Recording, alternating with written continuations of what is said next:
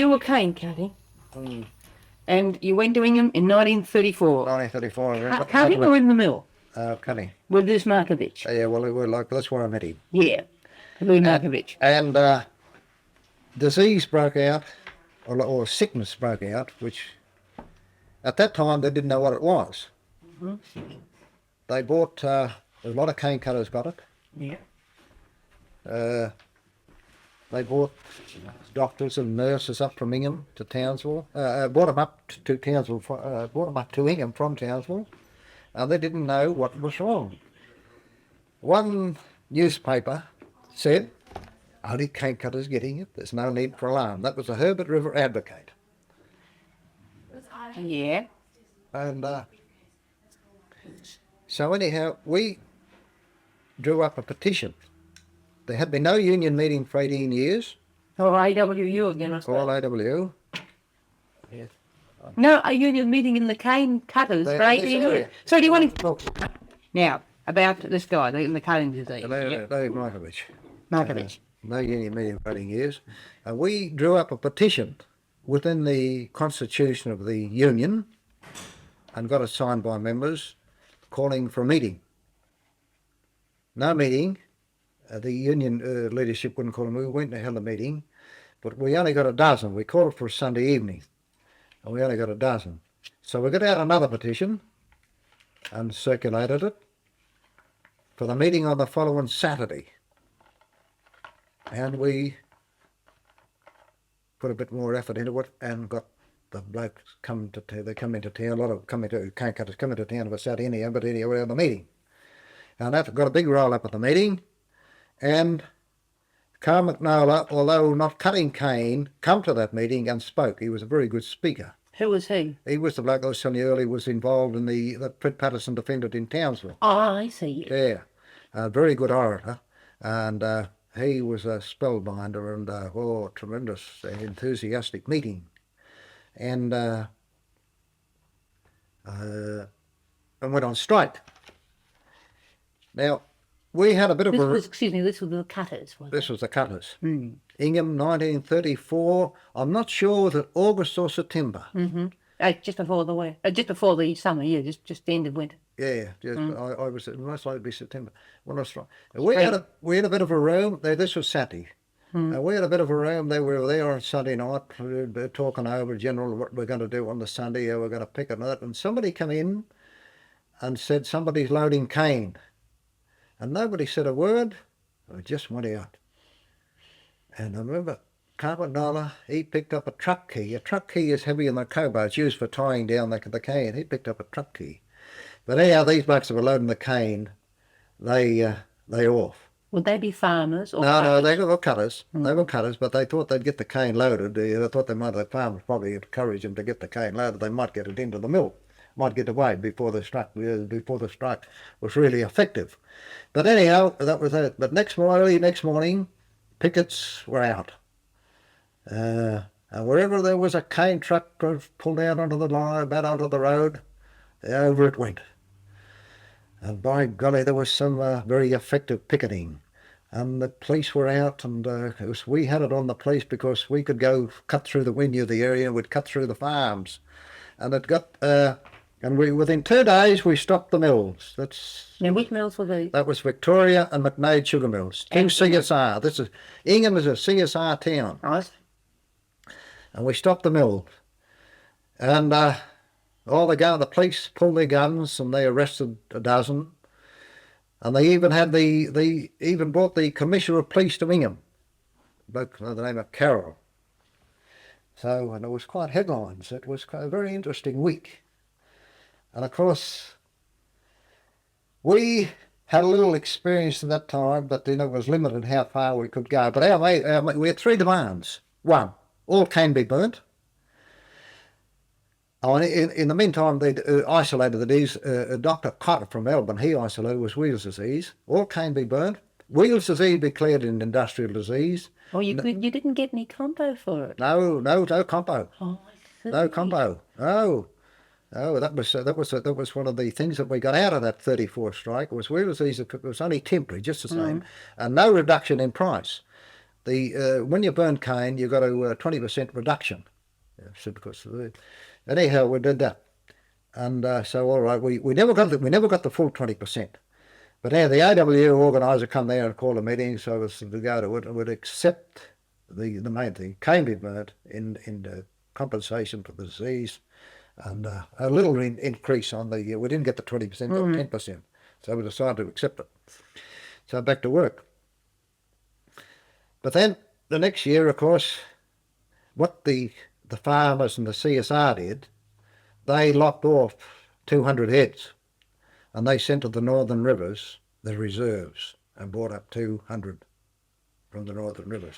You mean they sacked 200 guys, cutters or mill hands? Cutters. Now the mills themselves hadn't been involved. They hadn't been involved. Oh no, this is market. He couldn't get a job. Yeah. Neither could I. Mm-hmm.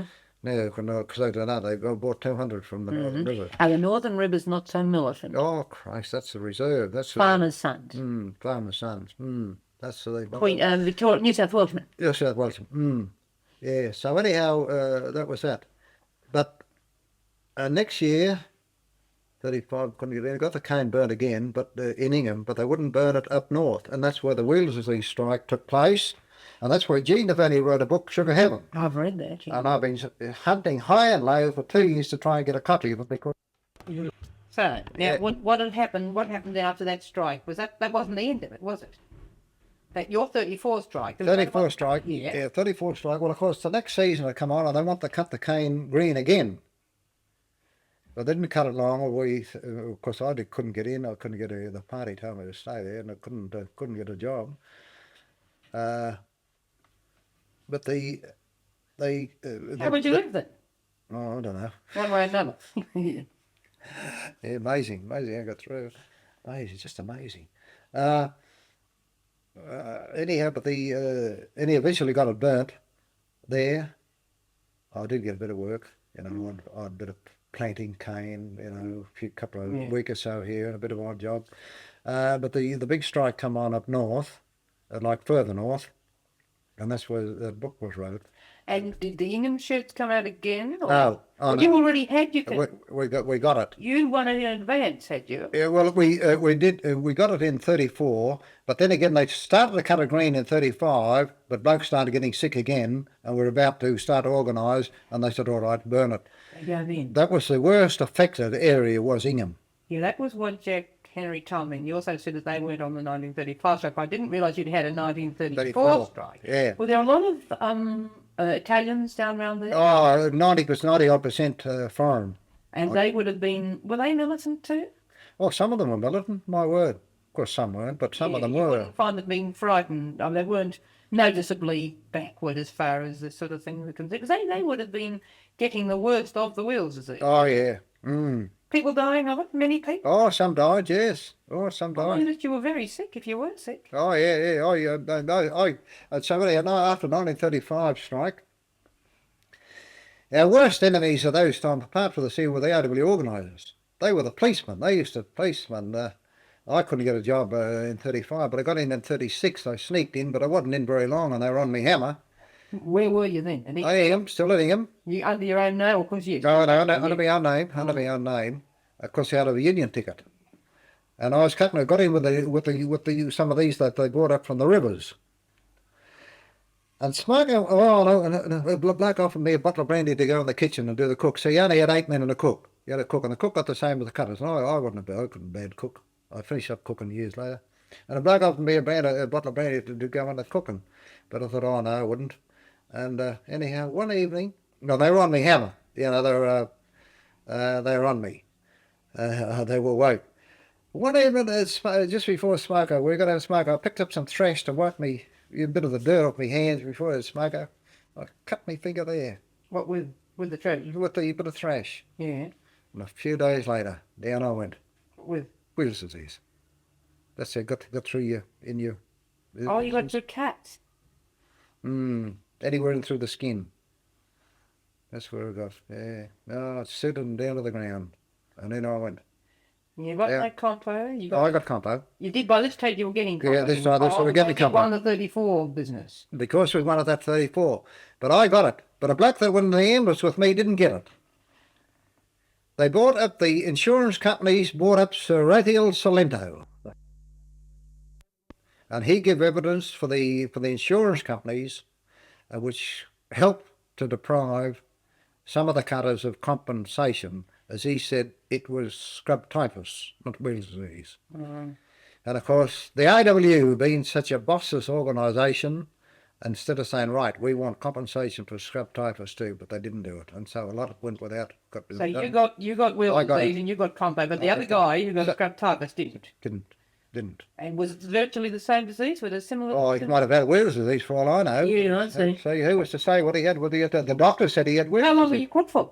Oh, I wouldn't cook very long, because they knew how to treat it by the time I got. They knew what it was, knew how to treat it. What is it actually? Is it a Fever. It's a fever. Fever. Yeah. And it's caused by what? Rats. Rats. I see. So by burning the cane, you were burning out the rats, getting rid Ready of up the rats. Oh, he's see. burning the germs. And the germs, getting rid of the leaves. Yeah. Gee. And how long were you, and did you have to pay, because was medicine was free in hospital? Oh, we paid so much a week to its hospital. Oh, I see. Yeah, Oh, it was all free. yeah, I get it. And so now, so you weren't on strike in 35, you were on strike in 34. 34. We were the big ones. But Oh, I see. And the 35 strike was further up the north. That's where Les Sullivan and Jack Henry were. Someone told me that there was something about that strike wasn't supposed to be pulled till later, and they beat the gun on it. Do you know? I wouldn't agree with that. No, I wouldn't agree with that. The only thing about it was it went too long, and but Henry couldn't get them to. It was quite amazing to think that the blokes were out of work for so long, you know, on the beach for months, and they cut for 6 weeks, you know, at a 6 weeks job, and then they were on strike for 6 weeks, and still they didn't want to go back to work, you know. It was caused by depression, but of course they've been getting reasonable sort of money, haven't they? Well, I wouldn't say that. Well, reasonable compared with the average work. Oh, but they were only working for How long? 6 weeks. Oh, 6 weeks. they'd only been back at the job. Only back to the job 6 weeks. Oh, they'd been off for the icy. They'd been in the off season up till then. You know? Oh, yeah. Just almost as soon as the season started. They were on strike there. Now what beat them? Oh, the A.W.U. A.W.U. beat them. And was cane cut? Was this the beginning of the end of cutting green cane though? All the same, Oh, I went on for a few years afterwards. But it became more gradually accepted. Yeah, it's accepted, and they burn it. Now machines cut it; it's all burnt. But when we did get it burned, you could only burn a day at a time. But now machines cut it; they cut it 3 and 4 in a week at a time. They burn it. Burn it, yeah. Burn it. And incidentally, after we got it burnt in 1934 in Ingham, they got a record crop in 1935. In 1936, they got a record again. Is that so? That's a fact, yes. Why do you think they stood out against burning? Because the CSR said it was a little harder to treat. So you might be your yield might be down a bit. Oh well, they mightn't be able to put it through so quick. It was just a little technical. The CSR was the main. Farmers are very conservative, aren't they? Oh, that's over there. And they know if it's good enough for them, it's good enough for you. Like. Yeah. Did many farmers get Weil's disease? Oh Christ, no. Oh, you've got another pen, mate. Only the cutters. No. Yeah. No, only the cutters. But only the cutters got well. Suddenly, often wish I'd have kept that Herbert River Advocate. Said it's only cane cutters are getting the disease. There's no need to worry. There's plenty more cutters. Not the mill. The millmen never got it. Oh no, They came out in strike in the 35 strike at some of them. In Tully they did. In Tully and Marillion. Well, that was where Tully was, where Jack was. Jack Henry was, and Marillion where Carl King was. Yeah. And were they on sympathy or were they on strike? Oh, they had the lands of their own. The lands of their own. Would the millmen have got as good money as the cutters? No. Cutters? Oh no. They just be on the basic wage. Oh well, you know, and I see. yeah, but they weren't the. Come through. So enjoy this telling us about the cane cutters strike in 1935. What did you do after that? You stayed in the cane, and how long did how'd you get around the blacklist then? You weren't blacklisted permanently. Oh well, I shifted to another When I was in Ingham, when I wore out my welcome, I went back north.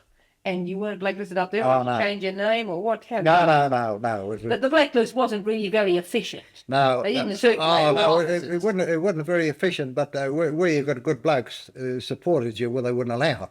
Yeah, the A.W.U wasn't very efficient all round. Oh, it wasn't efficient. They'd worked against you. They were the worst policemen. Oh, they got me to sack many times. A.W.U. They were the worst. They were the spies for the employer. A.W.U. Were they very corrupt? In what way Yeah. did their corruption take? How would their sort of, how would they work? What were the sort of things that... Oh, it's a big question to go into it, Yeah. but the whole of the apparatus was corrupt, bureaucratic and corrupt. Yeah, I know one guy told me Oh, in yeah. Cairns, the one I'm telling you about, he who was in the riot, he told me that he got a job at one stage. He was unemployed 4 years, he had 4 kids. Just before Christmas, it was only a couple of days later, and I suppose he only got about 30 bob for it, unloading the petrol and that from the train. And he said they came down and demanded that he take out a union ticket for a whole year with 18 bob. He said, well, you've only got, you only got 2 days' work and you had to take out a year's union ticket. And if you didn't, they offered him half. And the A.W.U. bloke told the shell company not to pay him, take the money out of there. So then he ended up for 2 days' work getting bloody, the 18 bob taken out of it. And apparently this was not uncommon. I never heard of it was that, but I know Yeah. where they got 6 weeks' work they do, so saying. But anyhow, we get Oh, yeah. you stayed up there. Oh yes. And what was, and the depression, your depression was really over by then. 33, after you went into the cane cutting, you were really, what did you do in the off season? Oh, there was no work in the off season. You had It was, to it was stay. only you had to earn enough money in the season to keep you going the rest of the year. The shearers were the same, much of the same. You There could was do no- that, could you? Yeah, well, yes, you would. You'd get the dole in the off season, but Oh, you get a dole in the off season. dole in the off season. Were you married? Did you marry at this time? Uh, I see. I mean, what else was notable about the depression, your depression? What was is anything else worth mentioning? Oh yeah, I got a few. I do a few, Yeah. few things worth. Right. Lou William. I'll tell you about Lou William. There's a friend of mine here. I'll tell you about the Duchess first. The Duchess. I was in booth with the Duchess. I was pensioning the Duchess. That's it. The Duchess between 1934.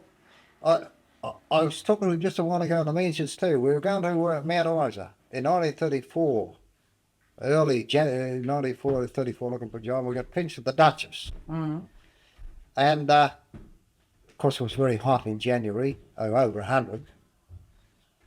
And what we used to get fed on was goats were running wild. The policeman used to go out and shoot a goat, feed us on goat and a bit of bread and syrup. And I don't know what he used to get, but he'd be making money out of us. The more that he had in, well, the more money he got out of us. Yeah. And was it a bad jail? Oh, bad jail. No, hot. Used to lock us up at night. Only a little peephole, like 4 or 5. How many locked beds or cells were these little? Oh, there was no beds. Or how many cells were these little? I'd have a couple of cells. And you might They get could- more could- than you could fit in, wouldn't I'd fit them in, stack them in. Oh, no, they wouldn't worry, man. Yeah, Yeah. just fit them in. you? And where exactly is the Duchess? But go between Cloncurry and Mount Isa. Oh, Christ, yes, it would be hot. Oh, When were you on your way out to Mount Mount Isa, Isa. were you? Did you get jobs there at the time? no, I couldn't get a job. One of them couldn't get a job. I got pinched there too. Couldn't even get the dole. Why? Oh, I don't know. There was a bit of talk there. There was a Yeah. bit of talk there among the police, so I got out of the hint very smartly. Yeah, there was a bit of talk about another place, so I said, oh, I'll take the hint and get going. Now, I'll tell you about Lou Elliott. Yeah. No, not Lou Elliott, Lou Weller, who lives at Carringbar. Now, Lou Elliott was, he's an Who's Englishman. this? Lou Elliott. Now, this is Lou Weller. Lou Weller, yeah. He was a bagman, unemployed, like me. I met him in Tully in 1931 or 32. But he got a job as long as others out of Innisfail. Working on a road job. Oh, they're putting the road from Innisfail through to the tableland. And it was only supposed to be a 6 weeks job. And there was a bloke on it with a horse. He employed with a horse, snigging logs off. And the horse had belonged to Father Clancy, and they called him Clancy. And anyhow, he was like Clancy. Father Clancy was a rogue, and this horse was a rogue. broke into blokes' tents. And the foreman told him to build a yard and lock him up. Well, he said, all right, give me half a day off and I'll lock him up. But he wouldn't. But he broke into the foreman's tent and the foreman sacked him and the horse. So the blokes went on strike. They set up a strike here. And by this time there was unemployed organisation in this Weil, and supplying them with a bit of grub. Leslie Locke was there. Was it? Yes. And they advised them to go back to work. They'll accept the bloke back, but not the horse. And they advised the blokes to go back, to accept it. And the bloke said, no, we won't go back without the horse. You know, the blokes in town, you know, in Innisfail, they said, now the wet season's coming on, they might close this job down. Advised us to go back to work. No, they wouldn't go back to work despite they were out of everybody, you know, the solidarity of the blokes at that time. Despite they went through such a bad period, there was a bloody spark, and you know, they rallied. So The left wing was extraordinarily influential in Queensland, wasn't it? oh, this period. You've only got to go there now, and everybody you want to talk to about the Depression turns out to be an old leftist. Baptist. And the Parramatta Park road, despite the fact that we got annihilated, played a major part in it. Did it? This was sort of sparked people up to do a bit of fighting. Stand up. Mm. See, that was like a signal, you know. Listen, mate, what about Mackay? Were you ever in the fight over the Mackay shelter? Oh, that was naught. That was yeah. They blew that up. My brother Joe was in it. My brother. No, I wasn't in it. No, they did threaten to pull it down, but like Mick Healy and some of it wasn't a bad struggle, but it was no. There was no battle. No, there was no battle. It wasn't anything of any proportion. They actually apparently did. They didn't pull it down then. They pulled it, but they did it something later. on. They did later. I suppose by that time the need for it was tending to be getting. It went in Toowoomba when they closed the Toowoomba shelter. No. Well, what else you got there? What else did I do there? There. The Cairns Post. I think you'll find in that. I think Len Fox did look up the Cairns Post, the 18th of July. I won't have any more things, thank you. Yeah. I'm not a drinker, really. Finish it off. I thought it'd be back in the mansions by now. Oh, I'll probably know. What time is it? 5:15. Tell me about this. I'll run you. No, don't bother going through that. There's a couple. Tell me about the Cairns Post. The Cairns Post. The headlines. I think Len Fox did look it up. Yeah. Have you seen him since you've been here this time? I haven't. Yeah, but only on the phone. I haven't talked to him. Is he at home? Oh, tell us about the Cairns Post. Did they take an anti-working class stand? I suppose they did. Or did they? Yeah. I think he looked it up. I tell him the date. 18th of July 1932. Yeah. Ruthless Reds routed. That was Ruthless Reds. Yeah. Listen, what? You tried to order the unemployed out. Do you know anything about that? No. Funny thing, listen, there's a bloke living in this area here. Let's just read here somewhere. Max Hatton, he was in it, but he got all skewed with idea. Romance, and he runs away with it. He was a very short, sharp battle. Listen, what did they run the remaining protagonists out of town, or did they just sort of more or less? Oh no. No, a lot of sympathy swung towards the unemployed after the battle. Where did they go? They didn't go back to the camp showground. Oh no, they camped in the bush. Oh no, there was a lot of sympathy. You know, a lot of people become sympathetic to. You didn't tell me on tape about this meeting they had after the trial. You said Patterson addressed a meeting in Cairns. Down where on the foreshore? On the foreshores. Everybody in town turned up. Yeah, I believe this guy said it was one of the biggest meetings ever held in Cairns. Oh. Not just the unemployed. Everybody. They come from everywhere. And that was when he stood down there below the high tide line. He stood on a table down on the watermark. Yeah.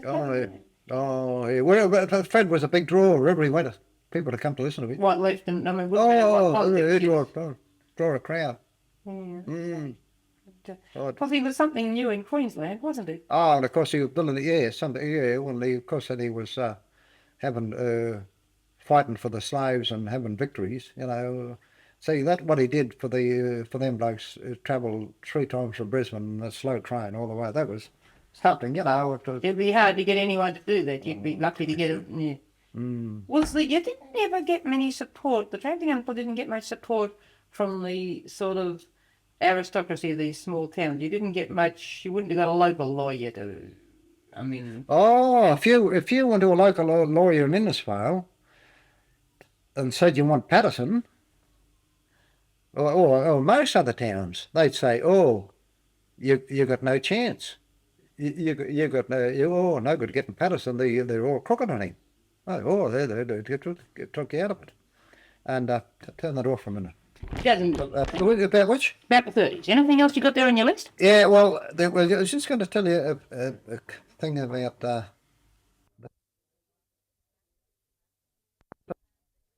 with me after I got done out into the scrub. He was a good bloke, very courageous bloke. He wasn't particular how he got a quid. Like he knocked around the the construction lines, but he joined. He wasn't like the other Scotty Duffy, but he joined the army, went overseas, put himself in England as a son of Andrew Fisher's at Buckingham Palace, and he lasted 3 days.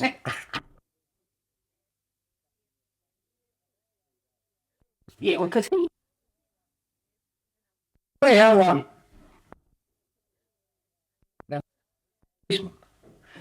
and he come to a place called Crow's Nest, Queensland. Mm-hmm. And the policeman there, his wife was in the asylum, rather, and he had a garden, and he used to, when the travelling unemployed would come to the dole, he'd put him to work in the garden. And of course, Fisher hated doing anything for a policeman. And there was 2 other blokes with Fisher. So one of them scraped they had wet weather gear from there. They put him out on the if it was a rainy day, he still put him out to work. So Fisher, one bloke put a bit of dirt from around the plants, another bloke got the penknife out and run bark him underneath the ground and kept net. That was Fisher. There were a bit of a few anarchists on the track. Well, life made him that way, see? Life made him that way. See, they resist. See, the hatred of the savagery that was used against them, you know, like the tremendous weight against them, well, rather than comfort passively, do something. Yeah. Well, was many blokes on the track. I suppose a lot of them were just fairly apathetic, were they? Oh yeah, particularly the early part of it. Very terrible to get them moving. Demoralised, you know, they're demoralised. They were leaderless. See, when the Depression came, there was no leadership. It was only until the party started to organise, got going, that there was, that was able to get them to stand up. Were there many unemployed? Were there many sort of middle class characters on the track, or mostly workers? Oh, the bulk of workers. Yeah, you didn't see really many doctors and lawyers and all that sort of talk. You know, you see all these people on the track. No, the bulk of workers. Now, I'll tell you a little incident about my brother Joe. Joe went to get the dole at Oakey one day. This was in the middle 30s, probably closer to 40s and 30. And the police station's about 4 or 5 feet off the ground. And there was a bit of a queue, 15 or so in it. Joe was at the end of the queue, and a young bloke was in there, and the policeman was questioning. See, Oakey's not far from the border. And he was putting the 3rd degree on this bloke where he come from. Because see, they were crooked on people coming from New South Wales. Oh, they were only supposed to give the dole to Queensland. Yes. Yeah. Now, Joe was near a window.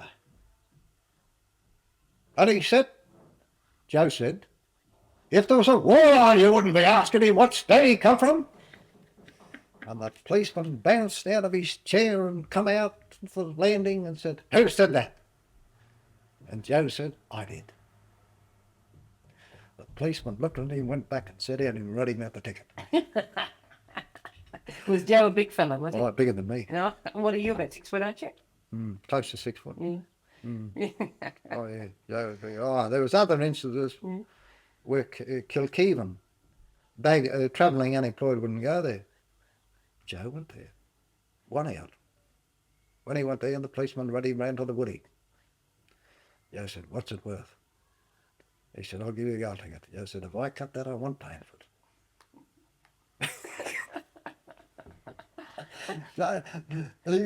Joe, he was a very courageous bug. He was about anything. There was, you wouldn't have got many jobs on the tree. I mean, they weren't. I got jobs, but I got out of them. I got a job in the Darling Downs where they had the 3 gangs. There was one coming, one going, and one working. What was this? There was a quarry. They'd put a tractor under it and they'd plough up the quarry. They'd plough it. And I got a job. I was off the bread and fat too. But I got blokes that collapse. They just drag them up. When they collapse and they drag them up, there was a tree there. They just drag them up into the shade of a tree. And they put somebody in their place. It was 5 hours. You started at 7 o'clock in the morning, and the only time you bent your back was walking to another truck. No smokers them days. What were you doing? Shoveling gravel into a truck. And where'd you get paid? Oh, about 4 quid a week. All right, well, you were getting paid. Oh, yeah, it wouldn't, yeah, but it wouldn't be quite full. There was something there. Yeah, But yeah, I got the sack. It wasn't because I dropped, because I took a stand. I said, oh, yeah, I got the sack on the 8th of May, and lo and behold, the 8th of May the next year I got the sack again. Just in politics before the Depression, or was it just the Depression that started you off? Well, I don't know, but my father was interested in politics, and I dare say I did get something from him.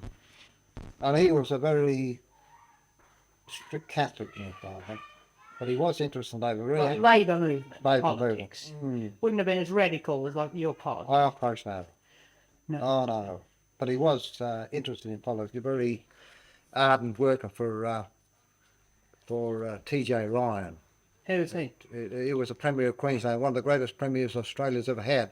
He's the one that abolished the upper house in Queensland. Oh, I see. And he introduced, I think, workers' compensation, and but